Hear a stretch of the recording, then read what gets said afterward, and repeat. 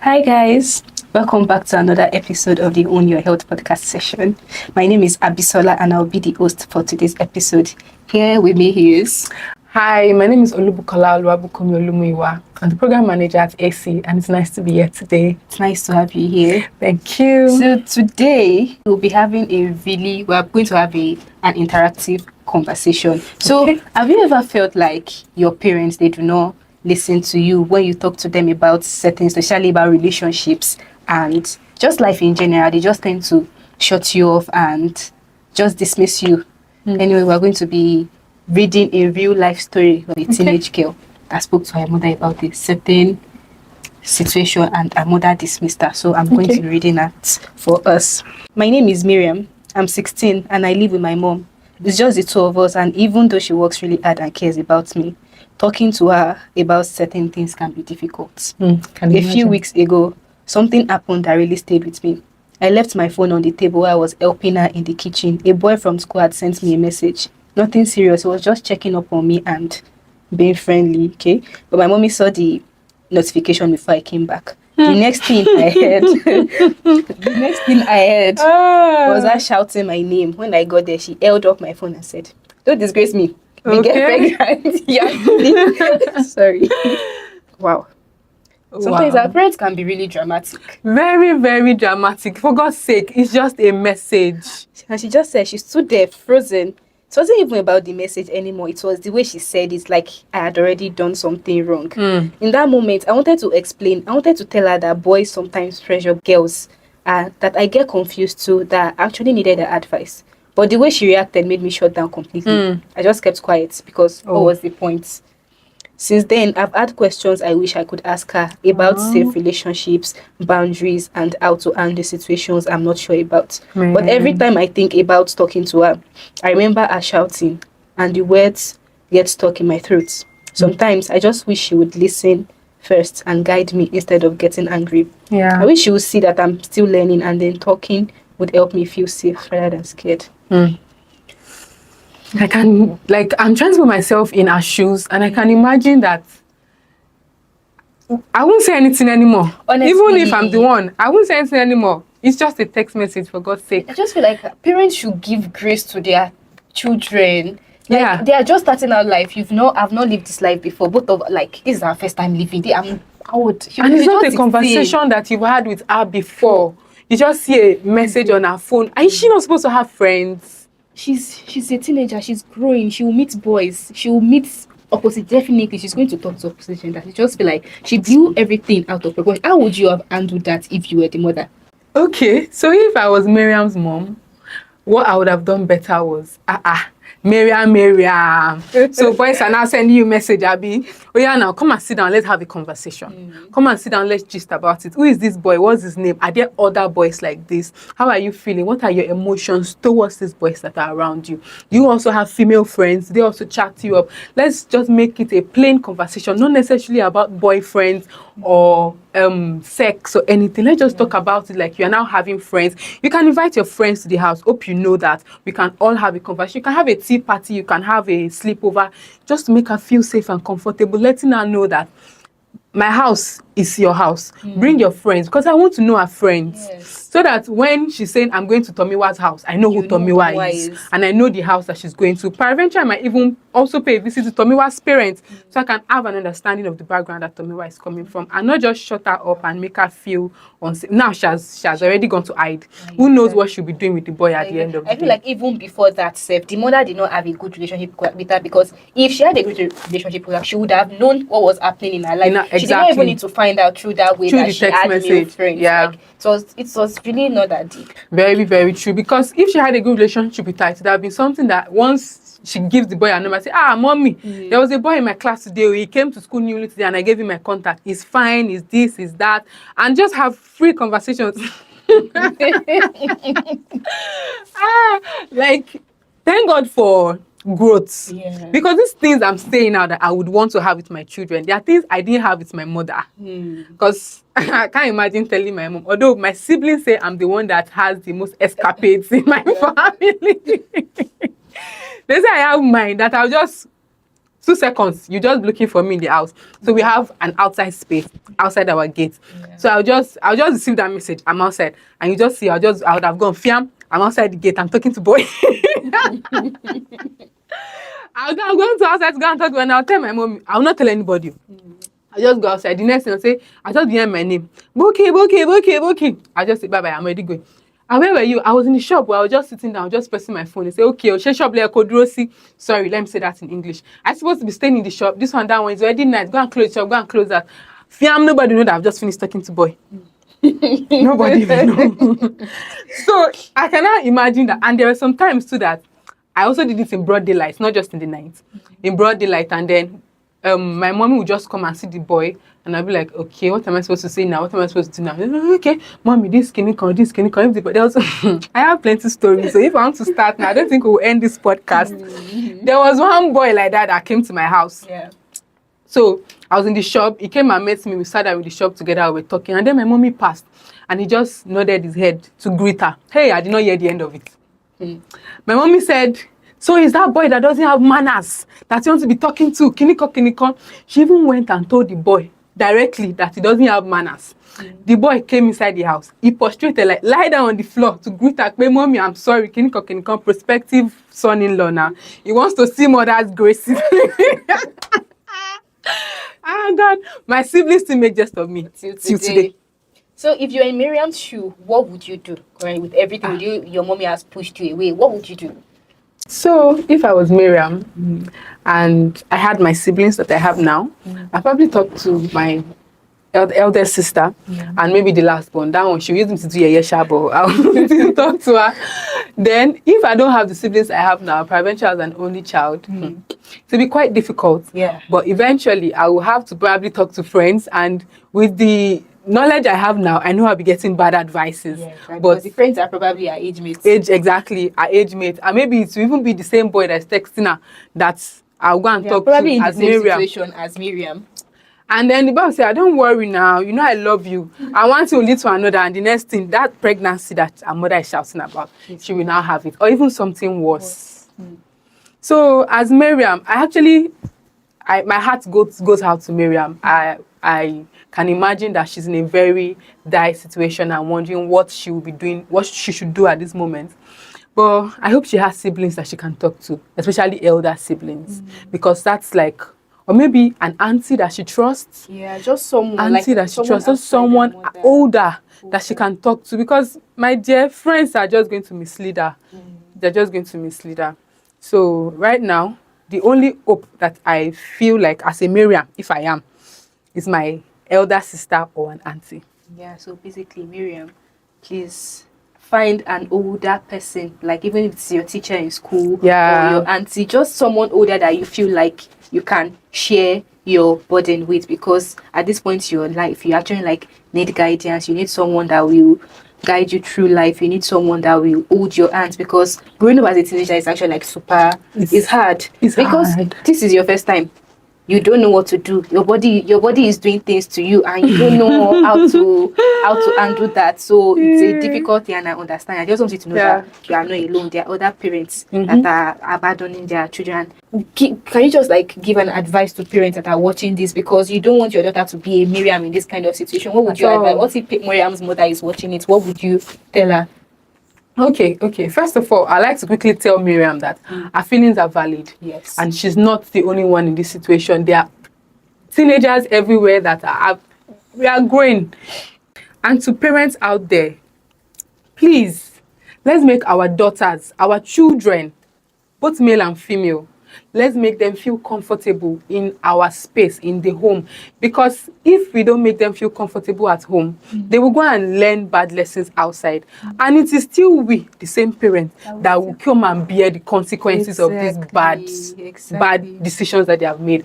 So if we don't give them the right information, if we don't direct them in the way that they should go, if we don't sit them down and have these conversations with them, not in a parent kind of way, but in a conversational kind of way, in a friend kind of way. We know that we want our children to excel in life. We don't want them to make bad decisions, but they cannot make these decisions on their own. They cannot on their own sit down and realize that they are not supposed to make wrong decisions. And until you let them know what decisions is right or what decisions is wrong before they actually know what it is. And if you just tell them this thing is bad, don't do it. They want to know why it is bad. So also tell them the why behind that bad. Okay, so we have another story here also, and this is Ada sending a message. Ada is 19 years old and she's in her second year at university. There is something about her that most people don't know. She's living with HIV since she was a child. It must be difficult. Something that she's not the one that inflicted on herself. I can imagine how difficult it can be for her to have lived through that from her childhood. She takes her medication every day. She's healthy. She looks like every other girl on campus. And honestly, sometimes she forgets that she's HIV positive. Until she's married, that not everyone would understand it if they knew. That fear alone makes her keep her status to herself. Recently, she started dating someone in her class, someone that she actually likes. He's kind, he makes her laugh. And for the first time in a long time, she feels seen. Oh, love in the air. But things are getting serious. He has been hinting that he wants them to take the relationship to the next level. And now she's torn. If I tell him about my status, what if he leaves? What if he tells other people in school? News spread like wildfire. And I don't think I'm strong enough to deal with the shame and the judgment. But at the same time, I care about him. I don't want to put him at risk. Even though I'm on treatment and my viral load is low, I'm still worried. What if something goes wrong? What if he gets hurt because of me? I feel like I'm standing between two fears, losing him or hurting him. And I honestly don't know what to do. What do you think? As an Ada, what would you do? Okay, so I think the first thing I should say is that whatever thing, like, I feel like you still carry so much shame around that you feel like, oh, it's your fault and it's shameful having been HIV positive. I just want to know that shame is not yours to carry. Even if you were infected from birth, fine. But even if you were infected through maybe as an adult, I still do not think that shame is yours to carry. First thing we need to do as a society, as people, is that we need to we have to destigmatize HIV/AIDS, because at the end of these people live a fine life. They as long as you are on your medication, you end up, like she said, her viral load like is very, very, very low. They get married, they give birth to children. Exactly, and your children don't even contract HIV/AIDS. So in that situation, I think there's no other choice. She has to tell him. Yeah, it's a very complicated situation. But then she loves him. When you love someone, you tell them the truth about yourself, regardless of how difficult the truth situation might be. Like it's hard. Like I understand that, even though I'm not in her shoes, but I understand how hard it can be to like tell someone you're diagnosed. You don't know how they are going to take it. You don't know the kind of person he is. But then, since you are dating and you said you love him, you have to like know the kind of person he is. Like, is he a judgmental person? Does he mock people that are sick, or like people that are just not like? Does he mock people to life generally? So if you are scared of like telling him straight up, because in my own opinion, I really feel like you should just tell him, because I think the highest thing he can do, the worst thing he can do is break up with you, and then you're definitely going to meet someone that will love you for who you are, regardless of your diagnosis or not. But still, if you are scared of how he's going to take it, you could like bring up a fake scenario. Say, imagine. So you can just use the word imagine if I have a friend, or even say that I have a friend that is in this situation. So watch his reaction. So it's his reaction and what he says that will determine your next action, in my own opinion. So you just know, okay, if he reacts in the negative way, then that's when you should know that that's not your lover. That's not your love of your life. Just break it up. Break up. Just break it up. I like that, creating a scenario part, because in the real sense of it, you don't know how the person is going to act until you tell the person the situation. You might think that he loves you, he's open-minded, and then it's affecting him already. So he's going to have a completely different perspective towards it, since it's not affecting him as a person. And then also, if he breaks up with her, there's a tendency, or if they break up and she tells him, there's a tendency of hearing about the situation outside. So she also has to be prepared for whatever comes after telling him. Yeah. So I think that's why that fake scenario makes sense, because it makes a lot of sense. You gauge his reaction. Okay, if he's acting like, oh, the boyfriend should leave him, oh, blah blah blah blah blah, then you know, this is not for me. At all. Yeah. So, and if you say let you continue the relationship without telling him, he will still find out one way or the other. Exactly. And the longer it's prolonged without telling him, the worse the repercussion is going to be. Yeah, because eventually you end up hurting him and yourself. Yeah. Because okay, eventually you guys will want to get intimate, and then are you going to like, I don't know, but there's no way that you will not, like, these are some things that, like, it's a very important thing that needs to be said. Anyone you have to, because it's something that you can transfer through sex and everything. It's actually like a non-negotiable. If it's someone that you see yourself with long term, you should tell him. Yeah, you should tell him. Yeah. Except if you don't trust him enough. And if you don't trust him, there's no point of that relationship at all. Break up with him. Just break up. Period. So what steps can Ada take to protect both herself and her partner while making a responsible decision? Okay, while making that decision, so is she going to tell him or not? She has to, like, have like a pro and con stuff in the way that she be like, okay, if you tell him, you're actually also protecting him in the real sense, because you're letting him know that in the future there are some things that you cannot be exposed to. Okay, you cannot share some certain stuff because you can get infected. So I think you should have like a pro and con. Okay, if I tell him, but at the end of the day, the pros of telling him is better than the cons. Is higher of not telling him. Yeah. So it just makes, I don't think there's any long talk here. This person is your partner. It's just like having an STI and then not letting your partner know that you have an STI. There's no way, like, you're going to contract that. The person closest to you, like, that's the first thing. Even when they diagnose you at the hospital, you have to, okay, how many sexual partners do you have? Let them know, contact them immediately. So I do not think it's something up for a debate. This is the person you love. So if you say you love them so much, it's an information that you cannot withhold from them. Yeah. Sorry. Yeah. Since it's a relationship that's about to go to the next step. Exactly. Said they are serious. You really love It's a non-negotiable. It's a non-negotiable. You just have to tell your partner. Once you are sure that this relationship is serious, just go ahead and tell the partner. And I would like to say, just damn the consequences. As long as you are sure that he loves you and you love him, just know that I tell you it's possible I hear it outside. I tell you it's possible I don't hear it outside. Just prepare for the worst case scenario. Just prepare for the worst case scenario. I understand that, Faye, because in school environments, students like can be really mean to each other. Yeah, like, you just hear very insensitive. Like, it seems like they will be mocking her with it. That's the painful thing. So I understand, like, it's like a very big fear that it's valid and it's very valid, very valid. Mean. But at the end of the day, it does not, what is this word called? It does not define who you are as a person. It does not, the diagnosis means, it is like, in the grand scheme of things, it's small. True. You should not because of, and in this scenario, she's not even like, she has no fault, in quotes. Exactly. She has no. Like, she contracted it from her mother.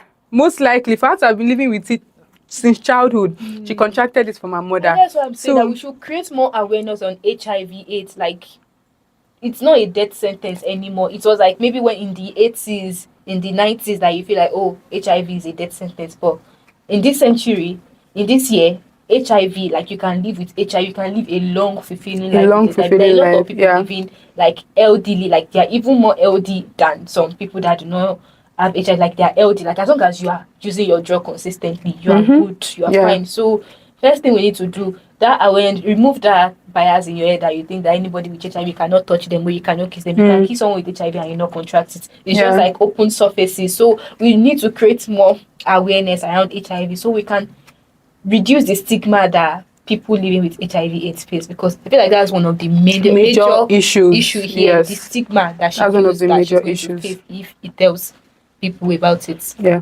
So just to wrap up, how would you handle this situation if you were in other shoes, balancing fears, honesty, and safety? Yes, I think we said it all. Yeah. The first thing I would do, I was scared. I think the first thing I would do is create a fake scenario. I would say, oh, what would you do? if you're in this person say, okay, my friend has this, blah blah blah blah, blah, and then it's from his reaction, if I still say, oh, this boy head no dey. Okay. Like his reaction will just help her answer all the everything. questions in So her when you mind. see the way he answers that, and then when you see the way he answers that, and then the way he handles the whole situation, that's what you know. I said, okay, you did not handle this well, then Yeah, you just have to it will patch help it. you. The one thing in life is that you always meet your person. If that guy is not your person, you definitely meet You another definitely meet your person that you person. tell your diagnosis, and they will not even judge you because Like they'll just be like, okay, so life how goes do I on. protect myself? We are going to get into it. How do I protect myself from getting this? Okay, we are going to have children. How are our children going to Because that's be supposed to be safe? the next That's the next conversation. conversation. Thank you so much for joining another episode of the Own Your Health podcast session. If you have a story like this that's related to SRH that you would sexual health and reproductive rights that you'd like to share with us, please send us a DM on Instagram at HazyDev on Instagram and Facebook and LinkedIn. Also, please share your feedback in the comment section. How would you have handled this scenario? If you have any question, if you have any feedback, just drop it in the comment section, and do not forget to subscribe to our YouTube channel. Bye. Bye.